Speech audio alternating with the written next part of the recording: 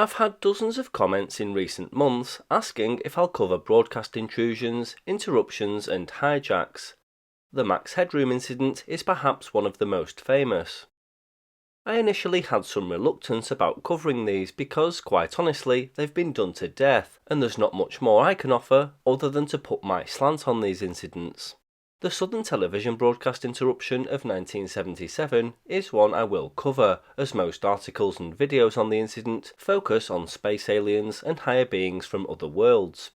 I thought it would be good to look at it from a more technical perspective, look at how it may have been carried out, the public and official reactions, how the press deliberately tried to scare people, and how the culprits may have resurfaced later. I've sprinkled some unpublished and little-known snippets of information into the story for good measure.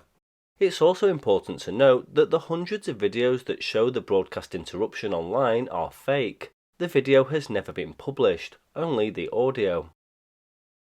The Southern Television broadcast interruption was a broadcast signal intrusion that took place just after 5 p.m. on the 26th of November 1977 in parts of southern England. The audio of a Southern Television broadcast was replaced by a voice claiming to represent the Ashtar Galactic Command in an incident that's never been solved. Viewers witnessed the intrusion in Wiltshire, Hampshire and Berkshire, and the IBA weren't even aware of the 6-minute interruption to programming until they were inundated with hundreds of calls from the public. The affected transmitter was Hannington Transmitting Station, which sits on Cottington Hill near the village of Hannington in Hampshire. The incident may have been one of a series of hijacks which I'll tell you about as we go, and the culprit may have resorted to other sabotage in a little-known incident which took place almost 18 months after Southern Television was hit. By the end of the 1970s, the airwaves of the UK were becoming somewhat overcrowded. Sometimes this overcrowding was the result of illicit broadcasters. After the rug was pulled from underneath the offshore pirates by the Marine Offences Act in August 1967, they flooded inland, causing a major headache for the GPO, whose job it was to take them off the air. Discounting the several medium wave and FM pirate stations which saw themselves as legitimate, while technically illegal because they couldn't get a licence, there was the odd occasion where allocated channels were hijacked by somewhat more sinister pirate signals. The 1970s spawned an era in which the vandalistic jamming of VHF amateur radio repeaters across London was a constant. Bloodshed and even death resulted from some of these incidents. A lesser known but far more original source of astonishment was the takeover of broadcast channels.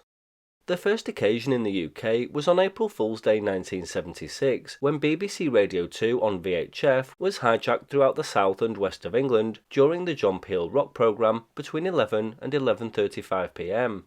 The source of the hijack was the BBC relay station at Rowridge on the Isle of Wight, which took its VHF signal off air from Rootham and rebroadcast it to other relay stations as far away as the Channel Islands.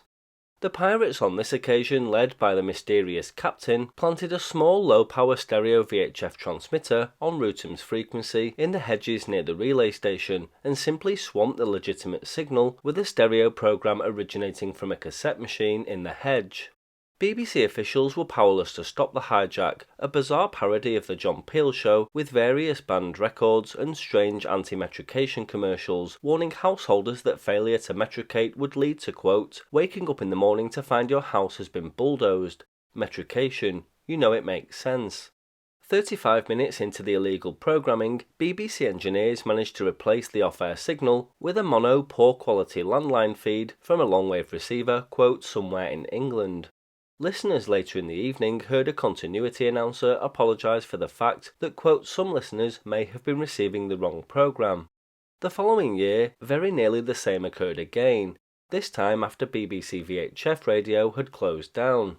Both radios 2 and 3 were reactivated at 3 in the morning by an odd signal claiming to be KSAT, Europe's first satellite broadcasting station, transmitting to Northwest Europe. The 3-hour programme went out without interruption and consisted of music. This too was in stereo. It was also relayed by a pirate repeater station in London on another channel, receiving Rowridge off-air. Following the first Rowridge takeover in 1976, there had been speculation in the trade press that a TV transmitter would be the next to fall to the mysterious piggyback pirates. An article in New Scientist predicted a takeover by Christmas 1976, according to allegedly informed sources. This incident never came, and it was almost a year later that the forecast event took place, and the circumstances were even stranger than anybody could have imagined. TV stations were far harder to hijack than radio transmitters. There were, and still are, many TV repeaters in the UK, but most of them, even then, were heavily guarded by sophisticated electronic devices that monitored the signal and automatically informed a central monitoring station if anything untoward occurred. To make things harder, jammers had to deal with both the video and audio components of a television transmitter. In those days, they were transmitted separately. On the video signal was a test system called the ITS, or Insertion Test Signal, which was designed to indicate faults by means of video test waveforms. A potential pirate would have to inject a signal and rebroadcast the ITS intact to avoid the transmitter being switched off immediately. In the Southern Television broadcast interruption, the audio signal only was taken over, but this would have meant receiving the composite signal, extracting the ITS and video, and retransmitting them while simultaneously inserting a new audio signal. Sophisticated equipment would have been required to do this without detection, yet somehow it was done. Even more remarkable was the way in which the target relay station at Hannington near Newbury was compromised. Hannington received its signal off-air from Rowridge on Channel 27 and transmitted Southern Television on Channel 42 to much of southern England. The receiving antennas were both high up on the mast and highly directional. The transmitter itself is approached up a long shallow hill, giving no nearby high point to aim into the receiving antennas. Transmission must have occurred from almost directly under the tower, to do nothing less than blast into the antennas and overcome their directional properties, the only alternative being to fire into the beam from the nearest hill some miles away. Both options would have needed either extraordinarily high power, impossible from a portable location, or massive aerial systems that would be hard to keep hidden from view. The Wikipedia page on this incident states that a low-power transmitter could have been used to just overwhelm the input from the 500 kilowatt Rowridge transmitter, but at that time the GPO disagreed with this. Perhaps most bizarre of all was the message. It appeared on thousands of TV sets during the early evening news spot. At 5:10 p.m, ITN's Andrew Gardner was mid-news summary when the programme audio was replaced by a strange humming, and a seemingly electronic voice announced that it was Vrillon, representative from the Ashtar Galactic Command, and warned the governments of Earth to lay down their weapons to avoid the risk of destroying the entire planet. The speaker claimed to be Vrillon, although news reports also claimed that his name was Gilon or Asteron. Ashtar being a name associated with extraterrestrial communications since 1952. The distorted voice read a message for almost 6 minutes. At the end of the message, transmissions returned to normal. This is the voice of Vrillon, representative of the Ashtar Galactic Command, speaking to you. For many years you have seen us as lights in the stars.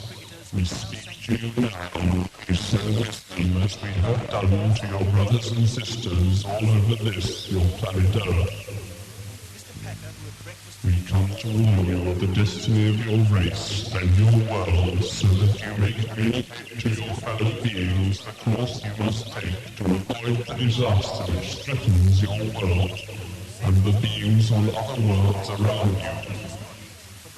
This is in order that you may share in the Great Awakening as the planet passes into the new age of Aquarius. The new age can be a time of great peace and evolution for your race, but only your rulers are made aware of the new forces that can. The talk of delivering a message instructing humanity to abandon its weapons so it could participate in a future awakening and achieve a higher state of evolution really got the paranormal community going, and there's still a wide belief that the message was extraterrestrial in nature. UFO researchers from many parts of the world suggested that this form of message was quite usual in the flying saucer field. They also suggested that this sort of communication, taking over a broadcast channel, while unusual, is by no means without precedent. Of course, this theory is complete nonsense, and one I won't be exploring any further. After the incident, hundreds of calls were placed to Southern Television by worried viewers. It was only now that the IBA realised that something had happened. Winchester Police launched an investigation alongside GPO officials after receiving over 50 calls. They had to send police cars round so officers could calm numerous people who couldn't be calmed over the phone. Janet Stewart from Basingstoke was terrified and said her daughter Donna started screaming at the TV set. Kathleen Soalis of Caversham Park had to ring her friends to make sure they were okay and see if they were hearing the same thing. It's all a bit silly, isn't it? Almost as curious as the incident itself was the reaction of the press to the event. The broadcast went out on the Saturday and was picked up by the weeklies, the dailies on the Monday, and by the independent radio news almost immediately. Sunday newspapers featured the IBA announcement that the broadcast was a hoax, confirming it was the first time that such a hoax transmission had been made. The story carried worldwide and featured heavily in American newspapers. Almost without exception, they stated that Vrillon had threatened the world with, quote, intergalactic invasion, something that was never hinted at in the message itself. The following day, IRN obtained a good quality off-air recording of the event, but merely changed their broadcast announcement to include, quote, edited highlights of the transmission. However, although they must have listened to the tape, they persisted in leaving the invasion reference in their news stories. The broadcast aroused considerable phone-in comment during the following week, but although several listeners mentioned the discrepancy, it was never corrected. There are discrepancies in the news reports regarding the intruder's name, as I've discussed, and also the content of the message, presumably due to the edited version. Immediately after calls alerted the IBA, police and GPO, investigators hit the road in the hunt for the culprit. Police officers from Whitchurch Police Station got to the transmitter first and found it deserted. GPO investigators scoured the countryside around Hannington for over a week, looking for clues left behind by the perpetrators, but produced nothing. In the meantime, all programs were monitored to make sure it didn't happen again. In the following weeks, numerous news outlets and unidentified sources tried to explain the origin of the 6-minute message. The GPO initially said publicly that they believed someone with a lot of technical know-how managed to infiltrate the landlines used at the Hannington and Rowridge stations to conduct the hijack. One theory pointed to a group of students and electronics enthusiasts who conducted the hijack from the back of a van parked near the Hannington transmitter. It was alleged that they jammed the signal reaching Hannington from the main regional transmitter at Rowridge with a homemade transmitter. The tape-recorded message was then beamed into the Hannington antenna from a few hundred yards using a standard domestic television aerial with the aid of the IBA's publicity manual, Guide to Independent Television, which listed the proper frequencies. Who these teenagers were was never revealed, and there's no credibility to these reports. It was likely a scare tactic to deter the culprit from further attacks. At this time, thousands of students were taking the amateur radio exam at colleges and universities to aid their studies, so that sort of demographic seemed to fit the bill. By New Year 1978, the Home Office admitted they'd drawn a blank on who was behind the interruption and that the incident was probably never going to be solved. They had jumped on the student theory and surmised that they'd fled the scene and taken their secrets and equipment with them. They initially concluded that they'd used a TV aerial and a transmitter powered by a car battery, which doesn't make any sense, but later said they knew how the hijack took place, and that they weren't prepared to reveal the method used in case others decided to do the same. This again supports the theory that the hijackers simply swamped Hannington's input. The GPO themselves put this theory forward. Whatever they discovered in the meantime, they were keeping tight-lipped on. The GPO threatened whoever was responsible with a £200 fine, which is nearly £1,100 with today's inflation. The incident quickly went into the broadcast history books and was largely forgotten until a more recent cult following has emerged on the back of various religious, paranormal and spiritual articles and podcasts and videos that have appeared this decade. In April 1979, a really curious incident took place that isn't common knowledge, but I feel it's relevant. An IBA advertisement in the appointments section of 2 radio and broadcast related publications. The advertisement was a job vacancy, and it was a hoax. It may have been an April Fool's joke, but it was an expensive one for the magazines and a somewhat embarrassing one for the IBA. Nonetheless, it had interesting links towards the sudden television broadcast interruption. The advertisement referred to a vacancy for an engineer to lead a team researching operating procedures to protect the IBA's transmitters from being electronically hijacked. It also appeared in the April issue of Broadcasting Systems and Operation, the new broadcasting journal. Coincidentally, the adverts found themselves on the same page, number 137. Let me read the advert verbatim.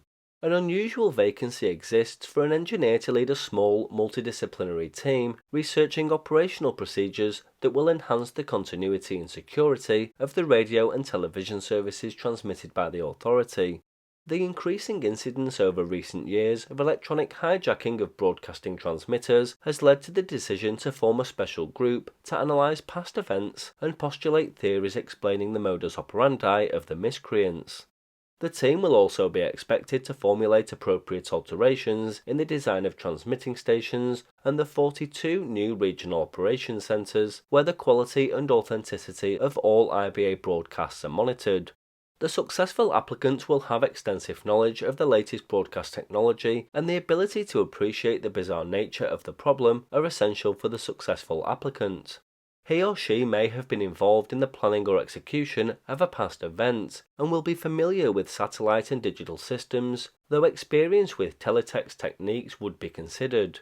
Working conditions are second to none in our well-equipped laboratories, and the group will be given the opportunity to take over as much working space as required. The fresh approach that the post entails necessarily confines applications to those not already in the employ of the authority in any technical capacity. These adverts were carefully planned. The timing was perfect, and the placer had the required knowledge relating to the advertisement procedures and copy dates for both journals to carry it off without a hitch. The ads were placed initially by phone, confirmed by official purchase order on or very near the final copy date, and were already professionally prepared in photo set. The advertiser knew that the IBA normally placed ads through an agency, even though the agency name used was different, and that such an ad placed at this late stage would not be suspect. The two publications received identical official purchase orders. They even had the same order number, 1171, and both came supposedly from industrial appointments consultants at a London address which later turned out to be a printer's establishment. The telephone number was for a Croydon exchange and was a spare line. The wordings were identical, and the initial phone call was supposedly made by Robert C. Jones in both cases. Why did they go to so much trouble? One reason may be that they were drawing attention to their own hijacking successes in the past, for example, the John Peel radio programme interruption on April 1, 1976, and the KSAT interruption. Interestingly, the reference given in the ad is KS/AT. In the aftermath of the hijacks, the transmitters had been fitted with extra protection circuits. Could it be that the hijackers in this electronic war were now frustrated by these defense tactics and were attempting to get their kicks in another way? The adverts never appeared again, and the culprit behind the Southern Television broadcast interruption was never identified. That wasn't the end of the sabotage attempts at Hannington. One unrelated case took place many years later in July 1994. During the World Cup final, somebody switched off both HT electricity feeds to Hannington. This caused around 700,000 viewers' television sets to receive nothing but static. The power was cut half an hour into the Italy-Brazil game and wasn't restored until 15 minutes before the end of the match. The saboteur arrived at the first of two switches located in opposite directions, each about a mile away from the transmitter site.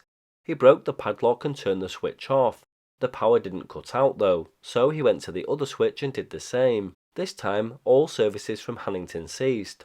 No damage was done to the switching equipment itself. The viewers themselves couldn't even switch to radio coverage of the game because the VHF feed from Hannington was also taken off the air. The police were involved, and Southern Electricity set up a confidential hotline offering a £10,000 reward for information leading to the prosecution of the culprit. Engineers said that the person had some knowledge of the site because he wasn't electrocuted, knew there was two switches, and knew the first one didn't cut the power to the transmitter. No one was ever convicted.